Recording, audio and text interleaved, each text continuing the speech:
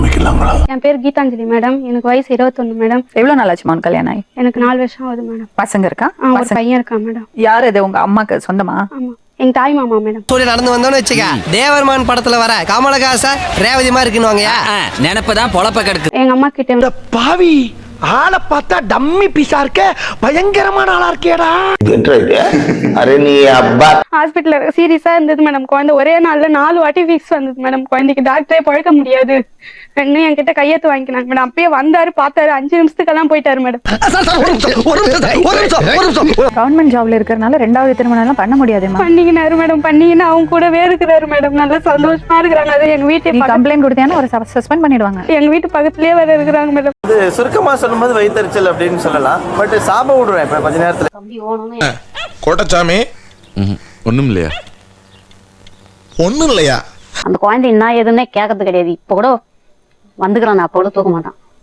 அந்த பொண்ணுக்கு வந்து ஒரு பெண் குழந்தை பிறந்தது. அந்த பெண் குழந்தைய நான் விட்டு எப்படி வருவேன்? பொண்ணை பத்தி தான் பேசுறான். நாத்தனார் புள்ளி கேட்டாங்க, அவங்களுக்கு கொடுக்குறதான் அவன் பொறிக்கு பையன், அவனுக்கு கொடுக்காத, நான் கண்ணு கலங்காலும் நான் அவன் பொண்ணை நல்லா வச்சுக்கிறேன், பொண்ணை ராணியாட்டம் வச்சுக்கிறேன்னு சொல்லி கட்டின்னு போயிட்டு அங்கெல்லாம் போகாம என் கிறகம் இந்த கரக கும்பல்ல மாட்டிக்கிட்டேன். 7 வருஷத்துக்கு அப்புறம் அவங்க இவங்க வீட்டுல பிளாக்மெயில் பண்ணி இவங்க கல்யாணம் பண்ணிட்டாங்க. இவங்க பிளாக்மெயில் பண்ணி இந்த பொண்ணை கல்யாணம் பண்ணி வச்சிட்டாங்களா? அவருக்கு விதிங்கிறது தம்பி, ஒரு மனுஷன் போய் பேசலாம், ஆனா ஏக்கர் கணக்கில் எல்லாம் பேசக்கூடாது. அக்கா பொண்ணு நீ இந்த பொண்ணை தான் கல்யாணம் பண்ணி அவங்க தம்பி இல்ல மேடம்.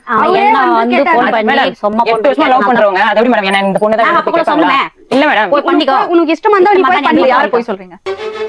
தப்பா ஏதாவது சொன்னீங்க? லவ் பண்றவங்க அப்ப தலையெழுத்து வேற வழி இல்லையே.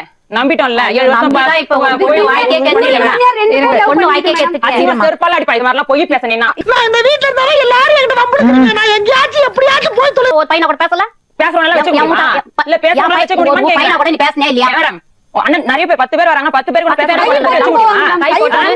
சரி அது விடுங்க, அது இப்ப எதுக்கு? அதானே ஜெனரல் நாலேஜ் எல்லாம் மாறி இருக்கும்போது தோல் மேல சோல்டர் மேல கையை போட்டு போனா தப்பா? இல்ல கட்டி தான் பிடிச்சிட்டு போவாங்களா ரோட்ல போகும்போது? ஒரு விஷயம் கேட்கவா? அண்ணன் தம்பி அண்ணாவ தம்பியை கூட தோல் மேல கையை போட்டு கையை பிடிச்சிட்டு அது நம்ம கலாச்சாரம் கிடையாதுமா? தமிழ் கலாச்சாரங்கிறது ரொம்ப முக்கியமான விஷயம். ஏன்னா 5 வருஷத்துக்கு ஒரு தடவை மாறிக்கிட்டே வரும் அரசியல்வாதி மாதிரி. என்னடா அண்ணனை எழுத்து பேசுறா? டேய் சொல்றா. சட்டப்படியே உங்க திருமணம் செல்லாது. அது தெரியும் மேடம். தெரிஞ்சா உனக்கு பரவாயில்லையாமா? இப்ப நான் வேற என்ன பண்ண முடியும்? 4 வருஷமா 7 வருஷமா 8 வருஷமா லவ் பண்ணிட்டேன். இப்ப 3 வருஷமா குடும்பம் நடத்திட்டேன். என்ன இன்னொரு ஆள் யாரா கல்யாணம் பண்ணுவாங்களா? இல்ல நான் இப்படியே தான் கடைசில பண்ண முடியும்? இவங்கிட்ட போய் நான் என்னத்த பேசுவேன்? அவன்கிட்ட போய் கேட்டோம். ஒரு நிமிஷம் வந்து புருஷனை எல்லாம் பங்கு போட்டுக்க முடியாதுமா, கஷ்டம். போட்டாச்சு மேடம், மினிமல் விட்டு போக முடியாது. அவங்க விட்டுட்டாங்க. அவங்க எப்படி விடுவாங்க?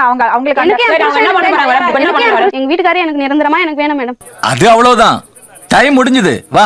சொந்த அக்காவோட பொண்ணு பெரிய துரோகம் பண்ணிருக்காரு. நீ வெளியே இருக்கிறது பொண்ணு. அந்த 7 வருஷம் லவ் பண்ணன்னு சொல்ற.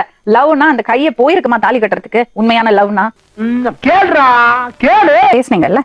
ஒழுங்கா இருக்கிறேன், நல்லா பாத்துக்கிறேன். இந்த கல்யாணம் முடிச்சுட்டு அந்த பொண்ணு கிட்ட வர மாட்டா சொன்னீங்க. அந்த பிரச்சனையில இருந்து நான் வெளியே வந்துடுவேன் சொன்னீங்க. இல்ல மேடம், அப்படிலாம் சொல்ல மேடம். அப்படி எங்க அக்கா பொண்ணுக்கு கல்யாணம் தாலி கட்டும் போது அங்கேயே தாலி வாங்கி தான் வச்சிருந்தேன் மேடம். அந்த பட் நீங்க உங்க அக்காட்ட சொல்லும் போது ஒழுங்கா இருக்கேன் சொன்னீங்க. சொன்னேன் மேடம். அப்ப ஏமாத்தி தானே கல்யாணம் பண்ணீங்க? டேய் இப்படிலாம் பண்ணன்னு வச்சுக்கடா, நாசமா போயிருவடா, அழிஞ்சு போயிருவ. கேட்டியா? முதல்ல அவங்க கொடுப்பேன்னு சொன்னாங்க, அப்புறம் கொடுக்க மாட்டேன்னு சொன்னாங்க. உங்க உறவு தெரிஞ்சதுக்கு அப்புறம் இவர் கூப்பிட்டே சொல்லியிருக்காரு, நான் ஒழுங்கா இருக்கேன், பொண்ணை கல்யாணம் பண்ணி கொடுங்கன்னு. கேட்டுக்கோ. குண்டு பைப்ல எப்படி கோர்த்து விடுது பாரு. வேற யாரு கொடுப்பான்னு அக்காட்ட பேசிட்டு யாரா கொடுப்பாங்க? அவங்க மேல கொஞ்சம் இல்ல யாரா கொடுப்பாங்கன்னு கேட்டு அப்புறம் இப்படி நான் என்ன பண்ணேன்? அது மாதிரி நீ அவங்க கிட்ட கேக்குறதுக்கு லவ் பண்ணல, அப்ப என்னதான் கல்யாணம் பண்ணிருக்கணும்? என்ன ஜோக் காட்டுறீங்களா? என்ன ரங்கா ஜோக் காட்டுறீங்களா? நீ தான் சொன்னீங்க உங்க அக்கா கிட்ட, நான் ஒரு சிக்கல்ல மாட்டிட்டு இருக்கேன், அதுல இருந்து நீ பொண்ணு. அது மாதிரி நான் சொல்லவே இல்லை மேடம். அது மாதிரி எந்த கோயில சொல்றேன். 12 மணி பாராத்தி போன் பண்ணி பொண்ணை கூட நான் அக்காட்ட கேட்பறான், ஒழுங்கா இருப்பேன்னு சொல்லுவாரான். எப்படிங்க அவளை உண்மையா லவ் பண்ணிருந்தா எப்படிங்க இன்னொரு பொண்ணுக்கு தாலி கட்டுவீங்க? இவங்க அவர் கல்யாணம் பண்ணி வச்சிருந்தா அவர் வரவேங்க மேடம். நான் அவருக்கு போயிட்டே ஒரு வாரமா பேசிட்டேன் மேடம். இந்த நான் கல்யாணம் பண்ணா கூட என்ன வலுக்கட்டாயமா பண்றீங்க, நான் கல்யாணம் பண்ணா கூட அந்த பொண்ணு கல்யாணம் பண்ணு, நீ பண்ணிக்க. நான் நீ எதுக்குப்பா அப்ப அக்காட்ட சொல்லிருக்கலாமே என்ன வலுக்கட்டாயப்படுத்துறாங்க? டேய் அது மட்டும் சொல்லாதடா. டேய் அடிச்சிட்டு கிடிச்சிட்டு போறேன்டா. இல்ல அந்த பொண்ணுட்ட சொல்லிருக்கலாமே, இல்ல நான் நல்லா வைக்கிறேன் வச்சுக்கிறேன். என்ன கேட்டாருமா? என்ன கட்டிக்க விருப்பமான்னு கேட்டாரு மேடம். அதுக்கு ஒண்ணும் வேணாம். ஓகே, இவங்க கம்ப்ளைண்ட் கொடுத்தாலும் சரி, இவங்க கம்ப்ளைண்ட் கொடுத்தாலும் சரி, உங்க வேலை போகும். ஃபர்ஸ்ட் திங் நீங்க சொல்றீங்களே வேலைக்கு போறான், காசு வருது, அதனால தான் பொண்ணு கொடுத்தாங்கன்னு. வேலையே இருக்காது உங்களுக்கு. துட்டுக்கு தானே ஆசைப்படுறீங்க. துட்டை வந்து என் பொண்ணு வாழ்க்கையை காப்பாத்து போகுது. எரிச்சல் வருது இவனை, நான் கெட்ட வாரத்துல திட்டி போயிடுவேன். அப்புறம் பெத்தம் கொதிக்குது உன்னை பாக்க போயிரு. நல்ல மனசு, அதனால 2 பொண்ணுங்களை ஏமாத்திருக்கீங்க. அவளுக்கு நீங்க பண்ணினதுல யாருக்கு தெரியுமா நிஜமாவே துரோகம் பண்ணிருக்கீங்க? அவளை மனைவி சொல்லுவாங்க. அவளை என்ன சொல்லுவாங்க? தேடிக்கிட்டு இருக்கேன் அந்த பேர் இல்லாத மனுஷன். அவ போட்டு நீ பிச்சையில் தான் நீ வாழ்ந்துனது. நீங்க பண்ணதெல்லாம் வெளியே வந்துருச்சு. நீ என்ன பேச செஞ்சு இப்படி ஊர் தாலி எல்லாம் அறக்கிறதுக்கு ஏன் இருக்கிறீங்க? ஏன் இருக்கிறீங்க? உன்னை கேக்குறேன். நீங்க ஏன் இது பண்ணிருக்கீங்க? உன் மாமா அம்மா நீ எவ்வளவு ஏமாந்திருக்கோ அவ்வளவு அந்த பொண்ணு ஏமாந்திருக்கா. கொஞ்சம் பொறுமையா இரு. எனக்கு ஆத்திர அடங்கலக்கா. அவ கேக்குறா, அவரை உனக்கு மனைவிங்கிற ஸ்தானம் இருக்கு, சமூகத்துல இடம் இருக்கு, எல்லாரும் கேட்டுக்கறாங்க. எனக்கு அது இல்ல, அதனால அவங்க என் பக்கம் பேச மாட்டாங்க. அவ்வளவுதான். உனக்கு உரிமை இருக்குது, நீ பேசுறவங்க கேக்குறாங்க, உனக்கு சப்போர்ட் பண்றாங்க. எனக்கு இல்ல. பெருசு கேட்டியா? பெரிய மனுஷன் அடிக்க கூடாதுன்னு பாக்குறேன். போயிரு. கல்யாணம் பண்றதுக்கு விருப்பமா கேட்டா ஓகே சொல்லி அவர் தாலி கட்டணும்னா அவ மனைவி திருமணம். அதான் எதுக்கு நான் வந்து என்ன பிரச்சனை பண்ண பயந்துட்டு மேடம் அவங்க பண்ணாங்க. யாரு அவங்க? என்ன பயந்துட்டியா? பயமா? பயந்துட்டா. யாரா போய் சொல்றாரு இவரு, சும்மா மாத்தி மாத்தி பேசிட்டு இருக்காரு. போய் சொல்றது அவரு இல்ல, நீங்க போய் சொல்றது ஃபேமிலி போய் சொல்றது. நாலு பேர் இவங்க ஃபேமிலி வந்து எல்லாரும் போய் சொல்றது. அவரை சேர்த்து தான் நான் சொல்றேன். அவரை நிஜமே சொல்றாங்க, எல்லாரும் தான் போய் சொல்றாங்க. Don't spread negativity. Okay please don't to. இவங்க எல்லாரும் சேர்ந்து ஒரு பொண்ணு ஒரு குடும்பத்தை கெடுத்து என்ன பண்ணலாம்? என்ன பண்ணணும்னு சொல்றீங்க? நான் கம்ப்ளைன்ட் கொடுக்குறேன் அவர் மேல. அவர் எப்படி என்ன போட்டோம் சோலி முடிச்சு மாத்தி மன்னிச்சு அவரே இருப்பீங்களா?